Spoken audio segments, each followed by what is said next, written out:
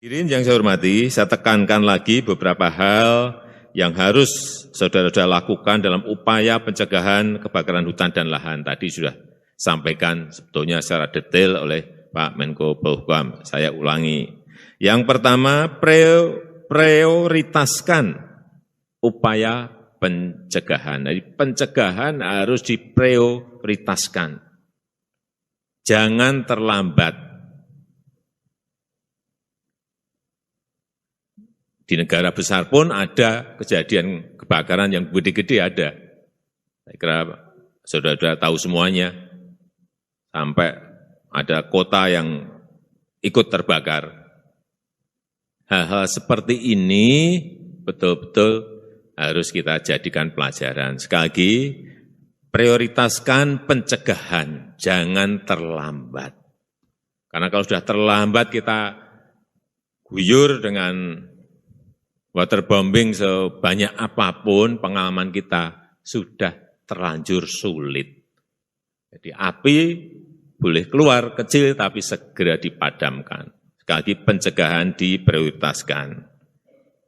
Manajemen lapangan harus terkonsolidasi dan terorganisasi. Artinya di desa itu kalau ada api kecil itu sudah harus memberitahukan agar segera bisa tertangani di depan, bukan sudah terlanjur besar, baru ketahuan, sulit memadamkan.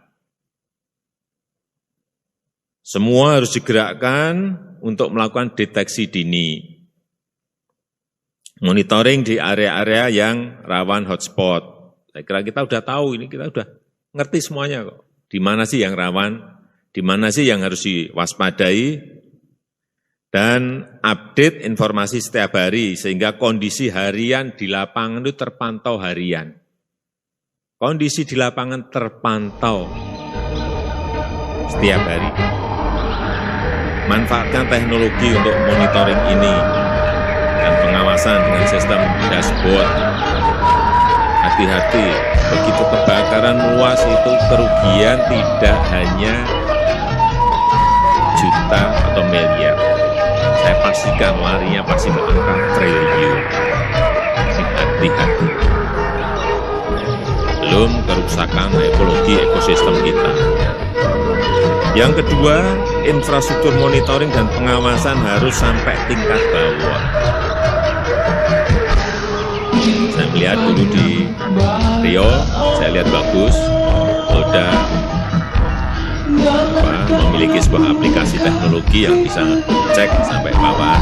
Hal-hal seperti itu yang harus kita lakukan. Libatkan Babinsa, Babin Kamtibmas, dan Kepala Desa dalam pencegahan kebakaran hutan ini.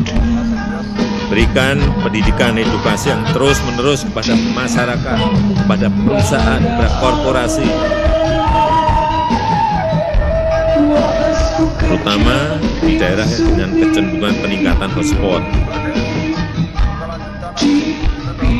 Ajak tokoh agama, ajak tokoh masyarakat untuk ikut menjelaskan kepada masyarakat akan bahaya kebakaran hutan dan kebakaran lahan bagi kesehatan dan juga dampak ekonomi yang tidak kecil. Yang ketiga, kita perlu mencari solusi yang permanen untuk mencegah dan menangani kebakaran hutan dan lahan untuk tahun-tahun mendatang. Karena apa? 99% kebakaran hutan itu adalah ulah manusia. Baik itu yang disengaja maupun yang tidak disengaja karena kelalaian. Dan motif utamanya selalu satu, ekonomi. Karena saya tahu bahwa pembersihan lahan itu lewat pembakaran itu adalah cara yang paling murah. Ini sudah lagi harus dimulai edukasi kepada masyarakat, kepada perusahaan korporasi. Tidak. Ini harus ditata ulang kembali. Cari solusi agar korporasi dan masyarakat membuka lahannya tidak dengan cara membakar. Keempat, penataan ekosistem gambut dalam kawasan hidrologi gambut harus terus dilanjutkan. Sudah perintah pada Badan Restorasi Gambut dan Mangrove untuk ini menjadi fokus.